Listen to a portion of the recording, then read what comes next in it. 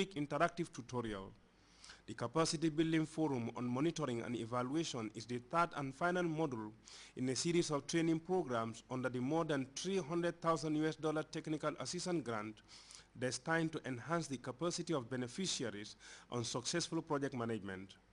MDI, mandated to address the capacity gaps in the civil service sector, delivered the training. This M&E training, I believe, and I'm sure all of you will agree with me, is very important because M&E provides data on program progress and effectiveness and improves program management and decision making. M&E allows accountability to stakeholders, including development partners, and provides data to plan future resource needs. M&E also provides data useful for a robust and effective monitoring and evaluation system backed by an accurate and timely sharing of information between project implementers and stakeholders is said to be crucial in ensuring project objectives, targets, and outputs through thorough collection of relevant data. I am confident that as participants you have had a stimulating 2 weeks learning and sharing experiences on practical aspects of designing and implementing M&E systems in our management of projects funded by the Islamic Development Bank, the IDB. As experts in M&E, the focus should be on results as indicated in your results framework.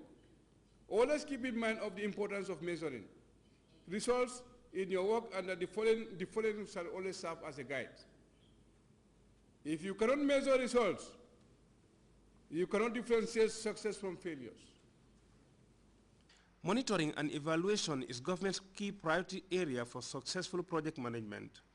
The two-week tutorial on M&E for senior staff from government ministries and agencies implementing Islamic Development Bank and other donor-funded projects in the Gambia is therefore seen as a powerful tool for the attainment of the country's development aspirations.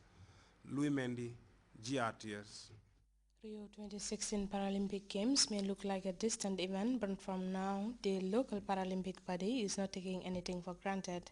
Members of the National Paralympic Committee have converged for a 3-day capacity enhancement program thanks to the International Paralympic Federation, IPF.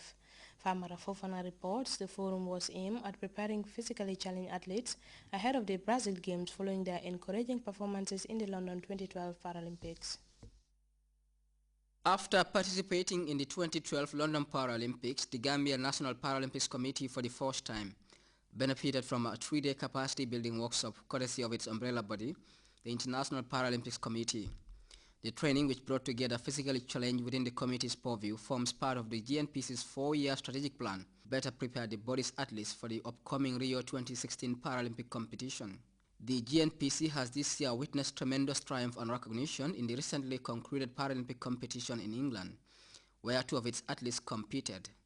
This landmark development, acknowledged by Suleiman Koli, was supported by the President of the Republic. 2012 this year was the year that we have taken part in the Paralympic Games in London 2012.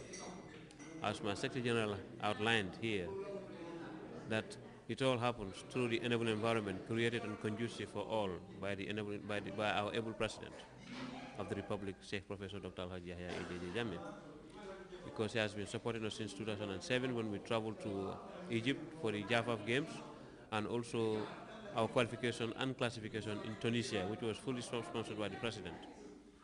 That's what enabled us to take part in the London 2012 Paralympic Games.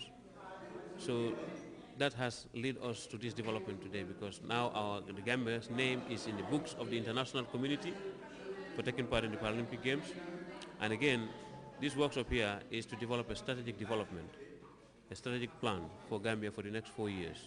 After having been poorly represented in previous Paralympic competitions due to late preparations and financial bottlenecks over the years, this approach taken by the committee's president is deemed a decisive one, which delighted the IPC to fund the Capacity Enhancement Forum. As the training is premised on fine-tuning the committee's managerial policies and prepares their athletes for Rio 2012, the realization of this desired goal, according to Carol Ricas, Development Officer IPC, is only possible if the participants deliberate fully on the training.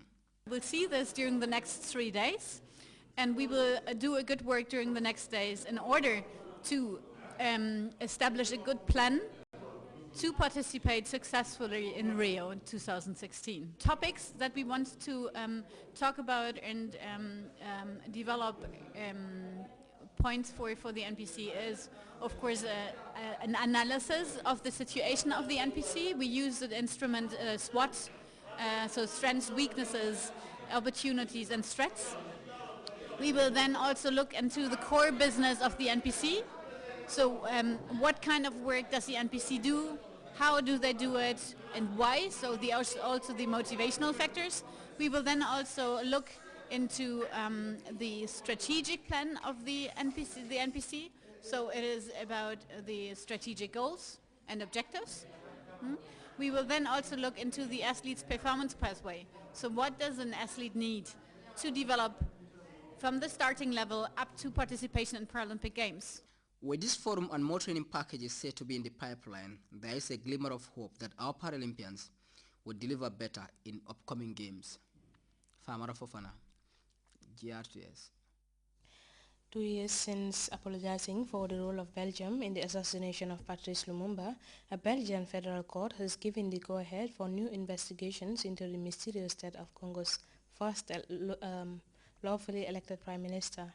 And South African authorities say Nelson Mandela is slowly recovering from a long infection in a Pretoria military hospital, but many people in the Rainbow Nation are concerned and anxious about Madiba's health as he spends the 5th night in hospital.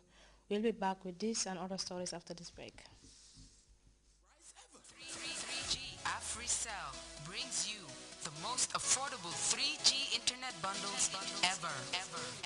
Get your AfriCell Extreme 3G internet service for as low as $15 is only. AfriCell 3G bundles starting from 50 megabytes up to 12 gigabytes. 12 gigabytes bundle for a tariff as low as 5 buttons per megabyte. And all bundles are valid for 30 days. AfriCell Extreme 3G service for as low as $15. To subscribe, please dial 120 and choose from the available 3G bundles. For more info, call 113. AfriCell Extreme 3G service. For as low as 5 buttons per megabyte, stay connected to AfriCell's 3G network. AfriCell. When we say Extreme 3G, it is truly extreme. Oh, sometimes I get a good feeling.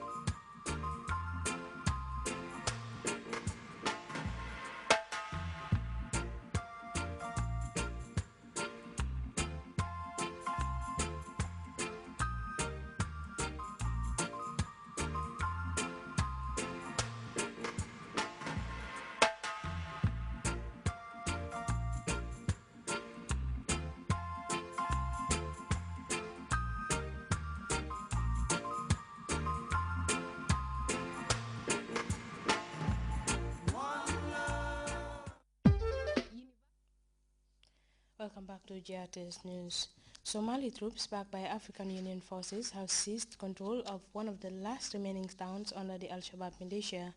And 2 years since apologizing for the role of Belgium in the assassination of Patrice Lumumba, a Belgian court has given the green light for new investigations into the death of Congo's first lawfully elected prime minister. We have details of those and other stories in this African News Roundup by CFI.